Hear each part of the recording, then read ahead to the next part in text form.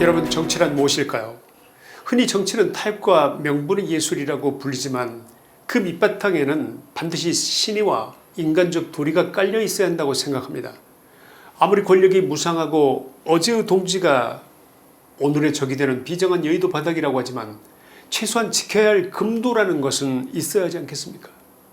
오늘 저는 그 금도를 절대로 깨지 않을 것만 같았던 한 사람, 그래서 많은 사람들에게 사랑받고 존경받았던 한 사람, 그러나 순식간에 자유보수 국민 스스로의 눈과 귀를 의심케 하면서 그 최소한의 인간적 도리마저 헌신짝처럼 내던져 버린 한 사람, 그래서 한국 정치사에 새로운 혐오의 역사를 쓰고 있는 그 사람에 대해서 말씀드리지 않을 수 없습니다.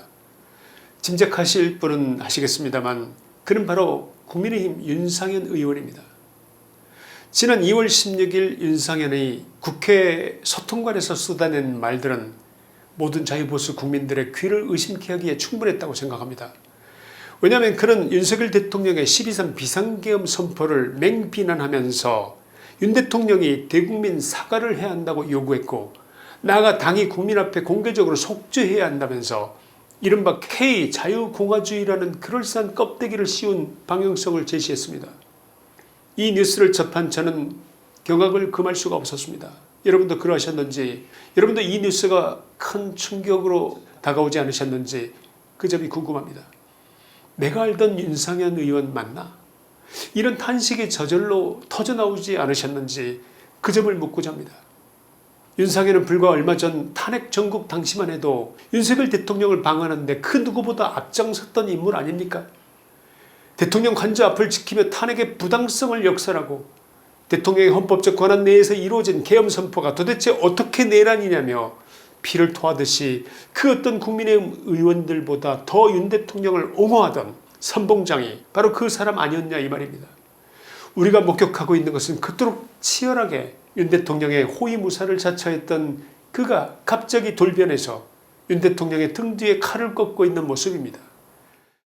윤상현 나름의 변명이 있겠죠. 그러나 그 변명에 설사 티끌만큼의 그럴싸한 사정이 있었다 하더라도 윤상현의 이 같은 행위는 위기 속에서 묵묵히 당과 국가를 지켜온 모든 자유보수 국민들의 가슴에 너무나도 큰 대못을 박는 행위라고 생각하는데 여러분도 동의하십니까?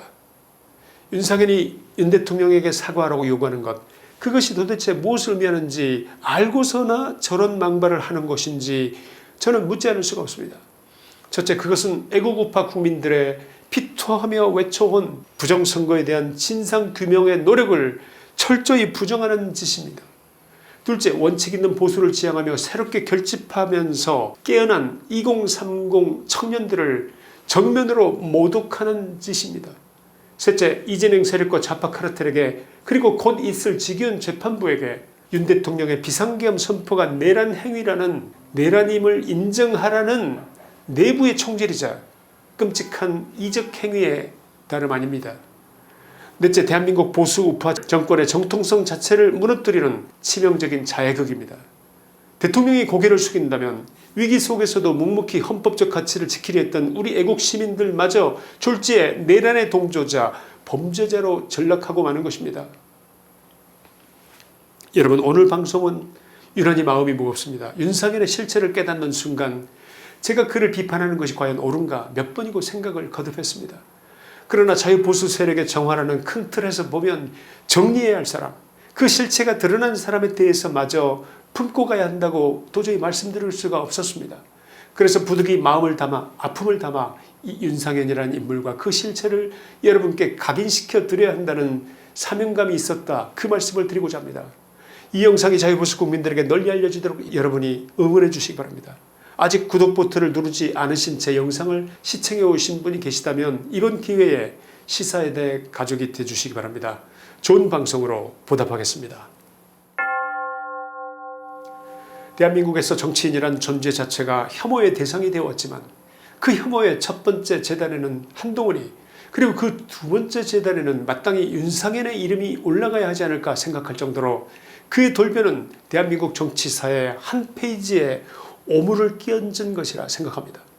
그가 쏘아올린 배신의 정치는 다음 네 가지의 명백한 꼼수와 기회주의적 본질을 폭로하고 있습니다. 첫째, 윤 대통령 판결을 3일 앞둔 교활한 선수치기와 정치적 생존 본능의 발로일 것입니다. 윤상현의 발언이 나온 타이밍을 보십시오. 윤 대통령에 대한 지기현 판사의 선고가 불과 3일 앞으로 다가온 시점입니다. 윤 대통령이 사과해야 하고 당도 속죄해야 한다는 그의 외침은 누구 좋으라고? 국가와 국민을 위한 진정성 있는 고려의 선물도 아닙니다. 이는 철저하게 계산된 타이밍이자 여의도 기회주의 정치의 교과서적 패턴임을 지적하지 않을 수 없습니다. 탄핵 반대 집회에 앞장서고 관절을 드나들며 메신저 역할을 자처하며 권력의 단물을 향유했던 윤상현, 그의 판단에 윤 대통령의 사법적 유죄 선고 가능성이 높아지자 돌연 안면 몰수하고 윤 대통령과 선긋기에 나선 겁니다. 즉 침몰하는 것처럼 보이는 배에서 혼자만 살겠다고 뛰어내리는 비겁함, 그 비겁한 도주극이 아니냐, 이 말씀을 드리는 것입니다. 그가 외친 정의와 속죄는 무엇일까요? 재판 결과에 따른 정치적 폭풍우 속에서 자신의 공천과 생존을 구걸하기 위한 얄팍한 보호막을 치려는 몸부림에 불과하다, 저는 이렇게 평가하고자 합니다.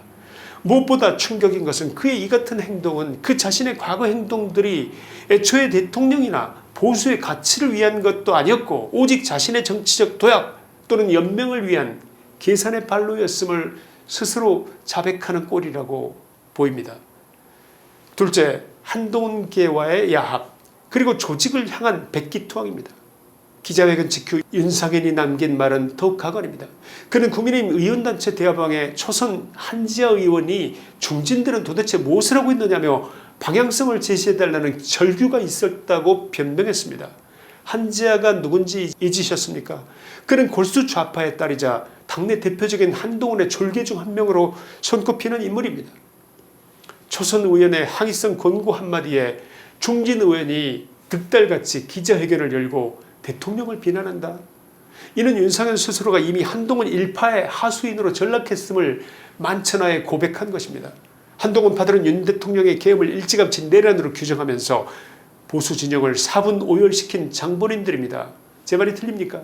윤상현은 도대체 왜 보수의 뒤통수를 친 그들과 한 편을 먹기로 작정한 것일까요? 탄핵 반대를 외치던 입으로 탄핵 찬성파의 논리를 대변하는 이 기막힌 모순을 우리가 어떻게 이해해야 하겠습니까? 그가 새로운 권력 이동의 흐름에 백기를 들고 편승하라는 일종의 오더를 수행하고 있을지도 모른다는 강한 의구심을 지울 수 없습니다. 셋째, 뺄셈 정치를 핑계로 한 장동혁 지도부 흔들기와 국민의힘 내 기득권 카르텔의 역습일 수도 있습니다. 윤 의원은 뺄셈 정치를 중단하라 이렇게 말하면서 당의 혁파를 운운했습니다. 그러나 이 말의 진짜 목적이 무엇이겠습니까? 징계와 축출로 당을 떠난 한동훈과 이준석 세력을 다시 불러들이고 나아가 현재 순항 중인 장동혁 지도부를 붕괴시키려는 고도의 공세가 아닐까 하는 생각이 듭니다. 배현진에 대한 징계가 확정되고 윤 대통령의 선고라는 역사적 분기점이 겹친 이 절묘한 시기에 이런 주장이 나온 것은 결코 우연일 수가 없다는 생각이 들어서 그래서 드리는 말씀인 것입니다. 이는 한동훈계와 조선중앙동아일보 카르텔 그리고 탄핵 찬성 잔존 세력이 연대하여 보수당의 정통성을 찬탈하려는 파상 공세의 일환으로 보이지 않냐 이 말입니다. 윤상현 혼자의 목소리가 아니라 그 뒤에 결집한 배신자 연합의 집단적 의지가 윤상현의 입을 빌려 발화된 것이 아니겠냐 하는 생각입니다. 이 프레임의 가장 교활한 점은 사과와 통합이라는 위선적인 명분을 앞세워 탄핵에 반대하며 당을 지킨 진짜 보수를 적폐로 규정하려 한다는 것입니다. 과거 김종인 비대위원장이 이명박 박근혜 두 전직 대통령을 버리는 사과 퍼포먼스를 해서 탄핵 찬성파 중심으로 당을 훔쳤던 그 끔찍한 악몽을 이번에 재현하려는 것이 아니겠냐 이런 의심을 하는 것입니다. 그러나 진실은 숫자가 증명합니다. 배현진 징계 직후 국힘 지지율은 오히려 상승했습니다. 장동혁 대표 체제 출범 이후 당원은 35만 명이 늘어서 110만 명을 돌파했습니다. 2030 세대 역시 한동훈 제명을 압도적으로 지지했습니다. 윤상현과 그 일당이 뺄셈이라고 비난하는 것은 실상 썩은 살을 도려내고 원칙 있는 보수로 민심을 모으는 진정한 덧셈인 것인데 그들은 이러한 진정한 보수의 결집이 두려운 것입니다. 넷째, 윤상현의 배신은 보수의 근간인 책임과 도리를 짓밟는 인간적 환멸의 극치입니다. 보수의 진정한 가치는 단순히 기득권을 지키는 것이 아니라 국가와 국민 그리고 같은 정치적 집단에 속한 사람들 사이의 책임과 도리를 지키는 데 있다고 생각하는데 여러분도 동의하십니까? 윤석열 정부의 출범과 함께 가장 큰 정치적 혜택을 누렸고 그 국정 운영의 핵심에서 목소리를 높였던 자가 위기의 순간에 그 책임을 나눠지기는커녕 가장 먼저 돌을 던지는 행위를 했습니다. 이것이 시정잡배의 배신행위야 무엇이 다르겠습니까? 안 그렇습니까? 역사적으로 보수 진영이 몰락할 때는 외부의 공격보다 항상 내부의 배신이 결정타였다는 것은 뼈아프게 늘 다가왔습니다. 상황에 따라 카멜레온처럼 보색을 바꾸며 말을 뒤집는 윤상현 같은 정치인에게 국민이 어떻게 국가의 미래를 믿고 맡길 수 있겠습니까? 뒤로는 윤 대통령과 보수의 리더들을 모함하고 있는 세력과 야합하면서 앞에서는 정의로운 척 위선을 떠는 모습을 우리가 어떻게 응징하면 좋을지 여러분의 의견을 모아서 듣고 싶습니다. 워싱턴 정가에서도 동맹과 신의를 저버린 정치인은 철저하게 버림받는다는 것은 여러 다양한 사례들로 증명되어 왔습니다.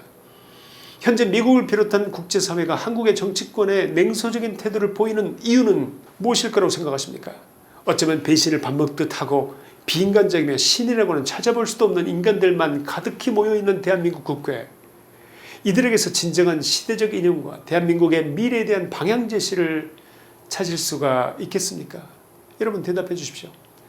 윤석열은 각자의 자리에서 공개적으로 비상계엄에 대한 사과를 하고 고해성사를 해야 한다 이렇게 말했습니다.